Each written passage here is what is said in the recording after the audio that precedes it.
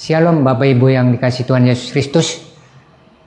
Saya memperkenalkan diri, Reverend Dr. Gunadi Gunawan, Ketua Umum Sinode CMC. Pada hari ini saya akan berkhotbah dengan tema, apakah penyebab seseorang berbeda dengan orang lain? Apakah penyebab seseorang yang maju dan seseorang yang mundur? Apakah penyebab seseorang yang berhasil dan seseorang yang gagal? Nah, penyebab utamanya ini apa, saudara? Ya, saya akan terangkan. Ya. Nah, saudara yang kasih dalam Kristus, kita lihat Ibu Loisa Bernadette Indrawati Handoyo, seorang yang dilahirkan sempurna, tubuhnya cuma cacat, tingginya hanya 74 cm. Nah, pada waktu itu dia semakin dewasa, sekolah SD, SMP, SMA, mengalami kemajuan, tapi dibully terus oleh teman-teman siswanya sehingga dia frustasi. Pada saat frustasi, dia datang kepada seorang coaching hamba Tuhan, dan hamba Tuhan itu memberikan satu nasihat, ya. Janganlah kamu pandang kepada kekuranganmu, tapi pandanglah kepada kelebihanmu yang ada di dalam dirimu, yang Tuhan sudah berikan sebuah talenta. Apa itu? Lalu dia berkata, kecerdasan saya, otak saya, pikiran saya sehat dan mampu membaca dan memberitakan semua kabar dengan baik. Itulah harus digunakan. Lalu dia bertindak dan dia memiliki satu konsep, saudara. Dan konsep itu apa? Konsep itu yang membuat dia berubah hidupnya 180 derajat. Lalu dia belajar buku-buku motivator, dan semakin banyak gereja memanggil dia untuk bersaksi, semakin berani dia untuk menjadikan dirinya motivator. Akhirnya di-hire oleh perusahaan asuransi, dia menjadi motivator di asuransi yang cukup terkenal. Dan dia dipanggil juga oleh beberapa gereja sebagai pengkhotbah. Itulah, saudara, perubahan hidup yang membedakan seseorang dengan orang lain adalah sebuah perencanaan yang matang, saudara. Ya. Nah, saudara bisa lihat kehidupan di dalam orang lain. Nah, inilah yang membuat seseorang bisa merubah hidupnya. 1 Samuel 16 ayat 7. Tetapi berfirmanlah Tuhan kepada Samuel, janganlah pandang rasanya atau perawakan yang tinggi, sebab aku telah menolaknya. Bukan yang dilihat manusia, yang dilihat Allah. Manusia melihat apa yang di depan mata, tapi Tuhan melihat hati. Itulah, saudara. Jadi hatilah yang dilihat Tuhan, bukan penampilan, bukan perawakan, saudara, ya, bukan kegantengan, ya, bukan tubuh jasmani yang sempurna, tapi hatinya, saudara, hatinya yang selalu hidup dalam kebenaran, hatinya yang selalu hidup dipimpin oleh karakter yang baik, ya. Contohnya pada waktu Daud dipilih, dia adalah 8 dari anak yang paling terkecil dan yang paling boleh dikatakan parasnya itu perawakannya paling yang kecil. Tetapi manusia memandang yang besar perawakan, tapi Tuhan memandang hati, sehingga Daud dipilih. Demikian juga bagi saudara-saudara, jangan perkecil hati. Jikalau saudara ditakdirkan lahir dalam keadaan cacat, ditakdirkan lahir dalam keadaan yang boleh dikatakan tidak sempurna, tapi Tuhan melihat hati saudara. Bangkitlah dengan hati itu. Ya, kita kasih contoh beberapa orang yang pada awalnya dilahirkan dengan sempurna. Marilyn Monroe, ya, bintang film, selebritis, ya. Dia luar biasa, kekayaannya jutaan dolar, ya. Hidupnya banyak orang yang menyukai dia dan hidupnya berkelimpahan, ya. Tetapi pada saat detik-detik kematiannya, saudara, ya, dia selalu berputus asa, ya. Bahkan sebelum detik kematiannya, wartawan berebut mencari dia, ya, berusaha untuk memotret dia. Sekali senyum, wartawan berani bayar $1.000, ya. Anda senyum tawa seharian, tidak ada yang bayar. Tapi masa-masa hidupnya dirundung keputusasaan. Karena apa, saudara? Karena hatinya tidak dijaga. Dia putus asa dan disinyalir dia bunuh diri, minum obat tidur full overdosis, dan akhirnya dokter pribadinya menemukan selai kertas, hidupku kosong, hidupku hampa. Itulah fakta hidup, saudara. Ya, jadi kenapa? Karena tidak memandang dari perawakan, tidak memandang dari luarnya, saudara. Ya, kita dan Tuhan memandang dari hati nurani, ya, yang keluar, yang meluap dengan karakter yang baik dan identitas yang baik dan berkelakuan baik. Nah, itu diraih dengan apa, saudara? Supaya kita berbeda dengan orang lain. Tidak ada jalan lain, yaitu yang pertama adalah visi. Ya. Visi adalah seseorang yang mempunyai ide, mempunyai plan, mempunyai action. Ya. Apa itu ide? Ide itu adalah satu gagasan, satu ide, ya, satu impian, satu cita-cita ke depan, memiliki berdaya tarik, berdaya guna, dan berdaya tahan. Produk inilah, saudara, yang harus saudara jual kepada umum. Ya, apakah itu individu atau itu perusahaan, ya, harus memiliki daya tarik, daya jual. Ya, daya tarik ini sehingga orang tertarik kepada kepribadian Anda, saudara. Ya, nah, kalau di bidang sekuler, ya, produk-produk Anda yang harus berkualitas, ya, sehingga orang tertarik, ya, dan berdaya guna. Kalau di bidang sekuler, perusahaan harus menekankan biaya CSR, ya, memberi kepada sesama manusia, ya, pertolongan pada orang-orang yang sedang membutuhkan, ya, menjadi saluran berkat, humanisme, kemanusiaan, ya, dan berdaya tahan, ya, mempunyai satu loyalitas, kesetiaan, ya, di dalam mengabdi kepada satu organisasi, ya, sehingga setia sampai bertahan. Ya. Itulah, saudara, yang disebut visi. Nah, tanpa visi, saudara, di dalam Amsal 29 ayat 18, menjadi liarlah rakyat. Inilah yang membuat perbedaan seseorang berhasil atau seorang gagal pada awalnya dimulai dari visi, saudara. Kedua, memiliki plan, perencanaan. Ya. Perencanaan ini harus ditentukan jangka pendek 1 tahun, jangka menengah 2,5 tahun, jangka panjang 5 tahun. Ya. Nah, tentukan yang sifatnya meningkatkan nilai-nilai penjualan produk Anda, ya, nilai-nilai marketing produk Anda, sehingga perusahaan mengalami satu profit, satu keuntungan yang besar. Ya. Nah, itulah harus direncanakan, ya, tanpa mengalir begitu saja. Ya, sehingga kita ada target oriented, ya, ada sasaran yang jelas. Dan yang ketiga, action atau bertindak, ya, dengan satu patokan visi, dan kedua kualitas, dan ketiga percepatan atau bahasa Inggrisnya vision, quality, dan speed. Ya, mengapa kita harus percepatan? Karena waktu berpacu dengan waktu, umur seseorang tidak ada yang tahu, saudara, sehingga kita harus dengan kecepatan yang tinggi. Ya. Karena umur seseorang tidak ada yang tahu kapan kita dipanggil Tuhan. Visi ada hierarki, saudara. Ya, ada hierarki, ada tingkatan. Zero vision, microvision, mesovision, dan makrovision. Ya. Di dalam bahasa Indonesianya disebut visi nol. Ya. Tidak punya visi, hanya mengikuti. Visi mikro, hanya lingkaran kecil yang berpengaruh. Visi meso, hanya lingkaran pengaruh penggulung.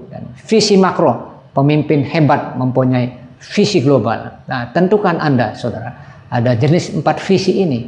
Pilih yang mana? Ya. Kalau andai kata saudara memilih yang kecil, Michelangelo berkata, bahaya terbesar bagi kebanyakan dari kita bukanlah kita membidik terlalu tinggi dan kita melewatkannya, tapi kita membidik terlalu rendah dan kita mencapainya. Jadi jangan tanggung-tanggung, saudara. Kalau Anda mempunyai visi yang kecil, itu kalau sudah terlaksana Anda tidak akan puas, mentok sampai situ. Ya, jadi rubahlah paradigma kita supaya kita mempunyai visi yang besar, saudara. Ya, zero visi itu apa artinya? Ya, zero visi itu adalah visi yang nol, saudara. Ya, dimulai dari 4K. Ya, seperti tangan kita lihat ada jari 4 dan ada jempol. Dimulai dari kemalasan, maka jadi kebodohan, kepengangguran, kemiskinan. Orang yang malas akhirnya jadi bodoh, dan orang yang bodoh menganggur karena tidak ada yang meng-hire bekerja. karena tidak ada pengalaman kerja, dan ketiga, empat, menjadi miskin, saudara. Nah, ini orang yang zero visi. Sebaliknya, orang yang mempunyai visi yang besar, dia tujuannya adalah champion, menjadi jempol, menjadi unggul, saudara. Ya, menjadi perfect, menjadi sempurna. Ya. Saudara yang kekasih di dalam Kristus, beralihlah kita kepada satu visi yang kerajaan sorga. Karena visi kerajaan sorga ini adalah visi yang hidup yang kekal, saudara. Ya, hidup yang setelah kita meninggal adalah kekekalan menuju sorga. Apa visi kerajaan sorga itu? Kerajaan yang tidak tergoncangkan. Ibrani 12 ayat 28. Jadi karena kita menerima kerajaan yang tidak tergoncangkan, marilah kita mengucap syukur dan beribadah kepada Allah menurut cara yang berkenan kepadanya dengan hormat dan takut, saudara. Ya. Jadi dengan ibadah, setelah kita lahir baru, saudara, kita beribadah. Ya. Kita masuk gereja, kita bergereja, ya, kepada Allah menurut cara yang berkenan kepadanya, dan hormat dan takut. Berkenan kepadanya ini adalah standar Tuhan, saudara, bukan standar manusia. Apa standar Tuhan ini yang ingin Tuhan mau dalam hidup kita? Yaitu di dalam Roma 12 ayat 2. Janganlah kamu menjadi serupa dengan dunia ini, tetapi berubahlah oleh pembaruan budimu, sehingga kamu dapat membedakan manakah kehendak Allah, apa yang baik, yang berkenan kepada Allah, dan yang sempurna. Inilah standar Tuhan, inilah kemauan Tuhan, apa yang baik, apa yang berkenan di mata Tuhan, dan apa yang sempurna di mata Tuhan. Tiga hal inilah, saudara, yang akan kita lakukan dari kehidupan tiap hari sampai menuju kematian. Yang baik, yang berkenan, yang sempurna. Apa yang baik? Yang baik bicara tentang horizontal, ya, hubungan antara manusia dengan manusia. Hidup ini terdiri dari dua. Yang pertama adalah horizontal, membangun hubungan. Yang pertama adalah vertikal, membangun hubungan dengan Tuhan, dan yang kedua adalah horizontal, membangun hubungan dengan sesama manusia. Matius 22 ayat ke-9, dan hukum yang kedua yang sama dengan itu ialah kasihilah sesamamu manusia seperti dirimu sendiri. Ya, jadi membangun sesama manusia dulu yang baik, saudara.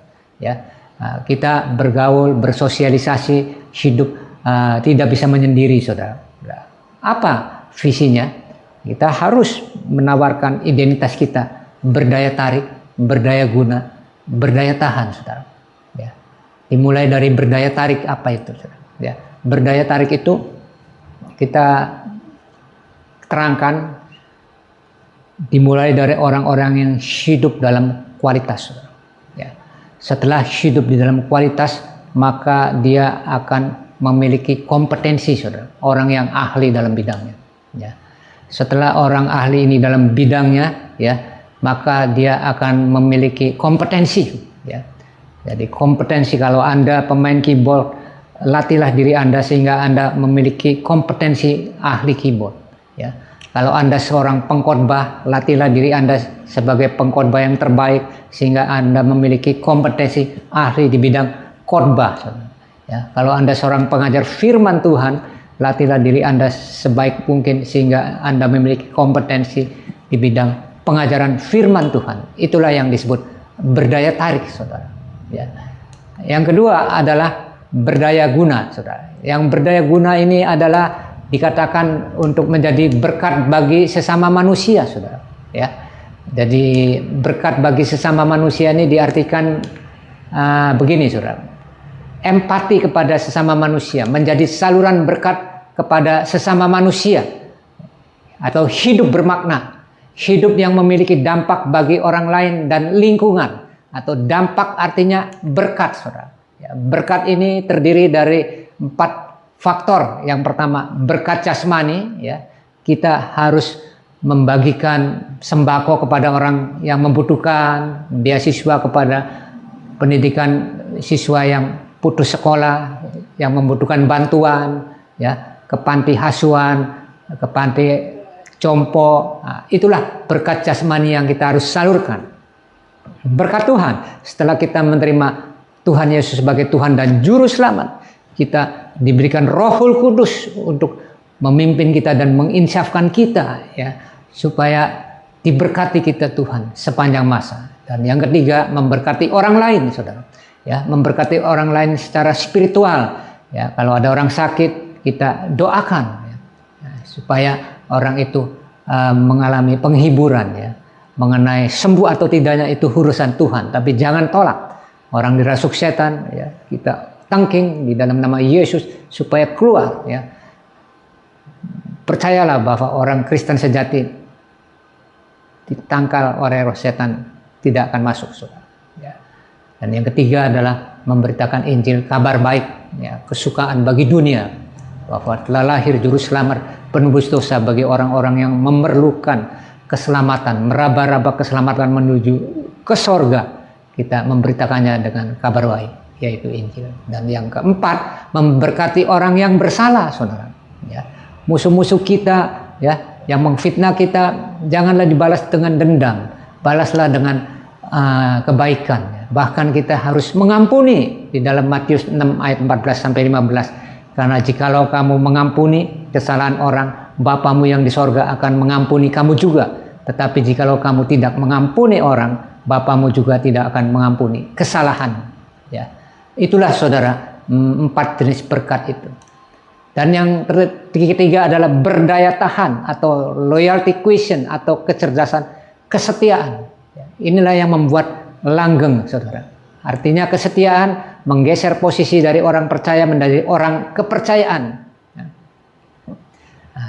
Jadi itulah, saudara, yang disebut kesetiaan. Taat menjalankan perintah dengan standar moral yang tinggi, ya, hidup dalam kekudusan, ya, hidup dalam kesucian, sehingga berani menolak dosa, ya, setia, ya, dan menghilangkan kadar kebencian dan permusuhan dalam sebuah hubungan. Ya. Itulah yang disebut berdaya tahan.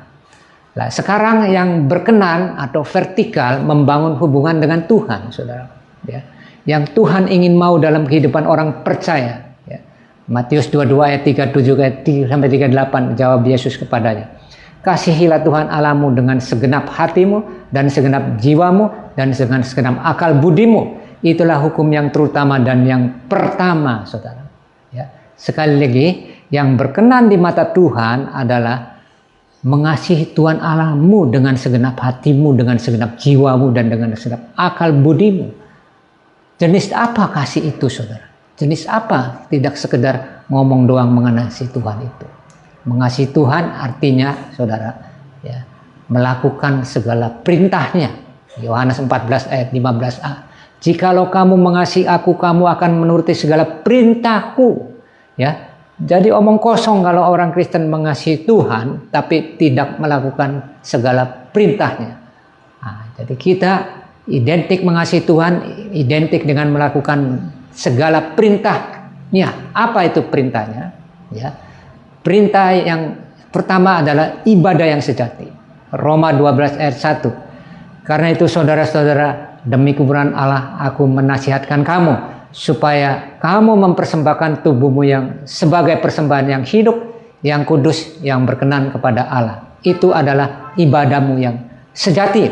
Ya, setelah kita menjadi lahir baru, kita harus masuk dalam wadah gereja, saudara.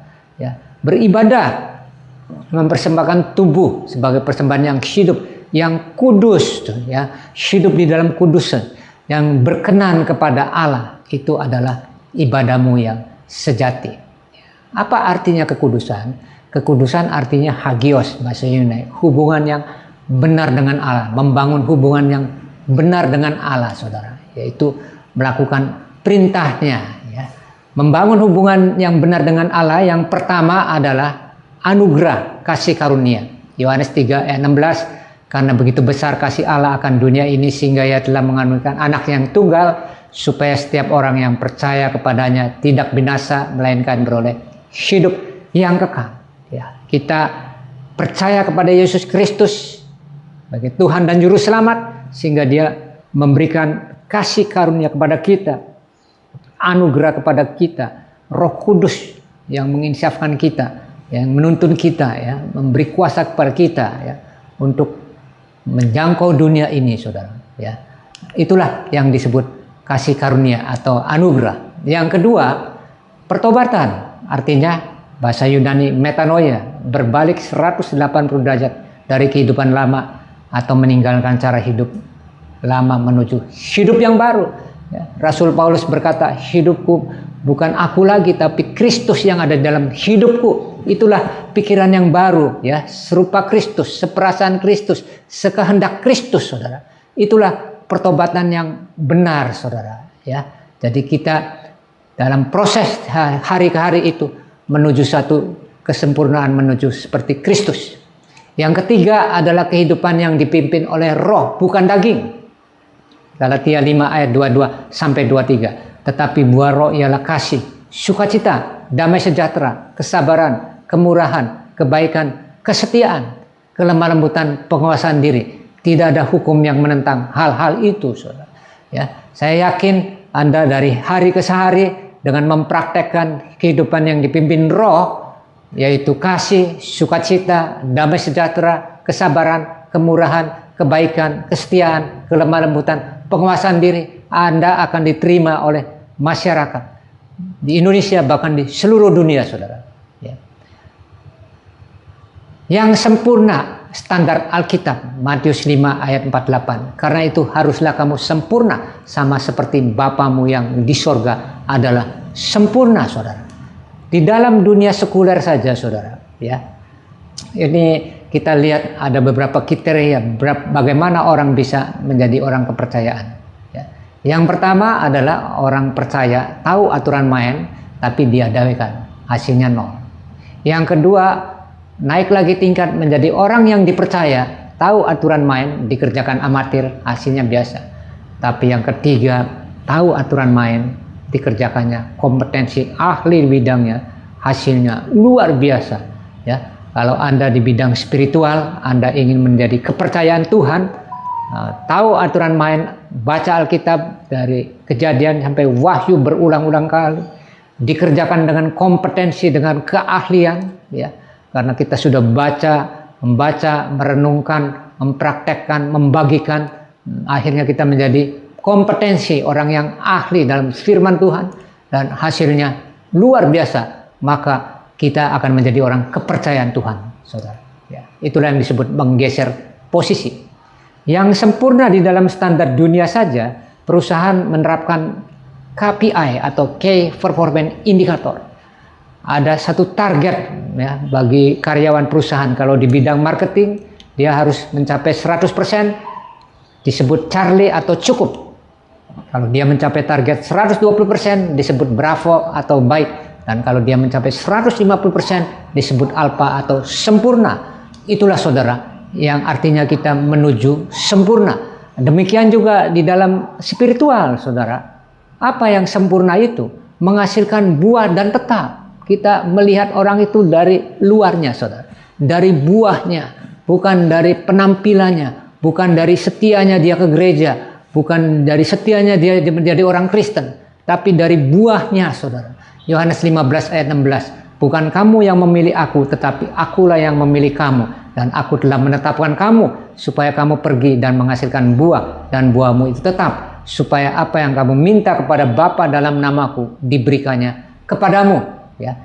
Luar biasa, saudara. Jikalau saudara menghasilkan buah, maka apa yang kamu minta kepada Bapa dalam nama Yesus Kristus, disetujui, saudara. Di backup, ya, dibantu, ditolong. Itulah, saudara, kita menuju kepada kesempurnaan. Ya.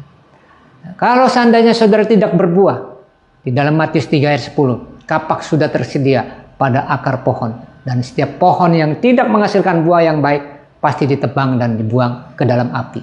Ya, itulah kehendak manusia, free will. Anda bisa menentukan, ya, Anda mau menghasilkan buah atau tidak berbuah. Apa yang disebut menghasilkan buah? Mengumpulkan harta di sorga, saudara. Matius 6 ayat 20. Tetapi kumpulkanlah bagimu harta di sorga. Di sorga ngengat dan karat tidak merusakkannya, dan pencuri tidak membongkar serta mencurinya. Ya. Jiwa-jiwa baru, saudara, diselamatkan. Itulah harta di sorga. Bahkan waktu Yesus mendatangi satu orang jiwa, saudara, ya, orang dirasuk setan di liga darah, ya, dimasuk roh-roh jahat. Yesus menghampirinya dan menghardik orang itu air roh jahat keluar dan roh jahat itu masuk ke dalam babi, 2000 babi, saudara. Bayangkan, kalau satu babi harganya 5 juta kali 2000 itu 1 miliar. Tapi Tuhan Yesus lebih sayang kepada satu jiwa diselamatkan. Dia datang dan menyelamatkan jiwa itu. Itulah yang disebut harta di sorga. Bukan uang, tapi jiwa-jiwa yang diselamatkan menuju hidup kekekalan di sorga. Ya. Yang kedua adalah melakukan kehendak Allah. Matius 7 ayat 21. Bukan setiap orang yang berseru kepadaku, Tuhan, Tuhan, akan masuk ke dalam kerajaan sorga, melainkan dia yang melakukan kehendak Bapakku yang di sorga, saudara.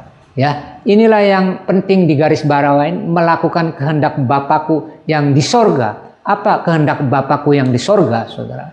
Ya, program Bapak di sorga ini apa? Rencana Tuhan di sorga ini apa?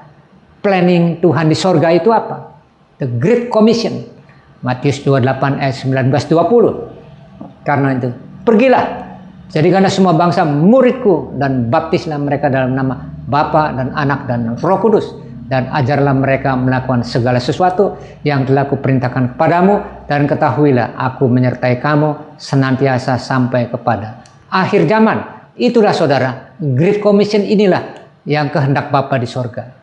Pergilah, jadikanlah muridku, baptislah, ajarlah. 4 prinsip ini harus dikumandangkan terus. Yang pertama, pergilah.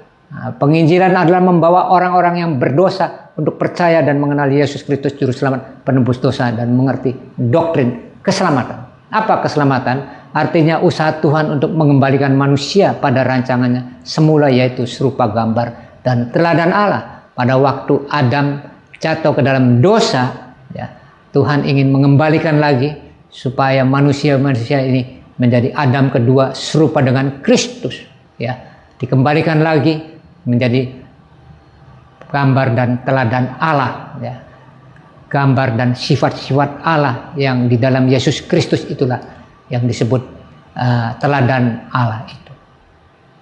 Yang kedua adalah pemuridan, saudara. Ya, setelah kita mendapat jiwa-jiwa baru, ya, kita memuridkan di dalam Efesus 4 ayat 13, sampai kita semua telah mencapai kesatuan iman dan pengetahuan yang benar tentang Allah, kedewasaan penuh dan tingkat pertumbuhan yang sesuai dengan kepenuhan Kristus. Ya, jadi bayi yang baru lahir jangan kita tinggalkan, kita pupuk, kita harus bertumbuh secara rohani menuju kepenuhan Kristus, ya, yaitu pikiran Kristus, perasaan Kristus, kehendak Kristus. Itulah yang harus kita muridkan jiwa-jiwa baru itu. Sehingga setelah menjadi murid, dia menjadi eksis, dan setelah itu baptislah.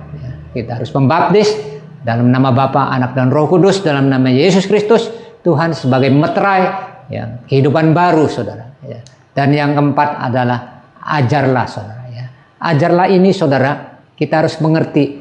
Oh, kenapa sih kita mau mengikuti Yesus? Ada upahnya, saudara. Ada satu covenant, perjanjian antara Allah dengan manusia, yaitu upah mengikuti Yesus di dalam Matius 19 ayat 29. Dan setiap orang yang karena namaku Yesus Kristus meninggalkan rumahnya, saudaranya laki-laki atau saudaranya perempuan, bapak atau ibunya, anak-anak atau ladangnya, akan menerima kembali 100 kali lipat dan akan memperoleh hidup yang kekal. Itulah janji Tuhan, saudara. Ya, bahkan diartikan menerima 5 mahkota, mahkota kemuliaan, mahkota abadi, mahkota kemegahan, mahkota kebenaran, mahkota kehidupan, tergantung talenta Anda masing-masing yang dikembangkan. Mau menuju menjadi apa, ya?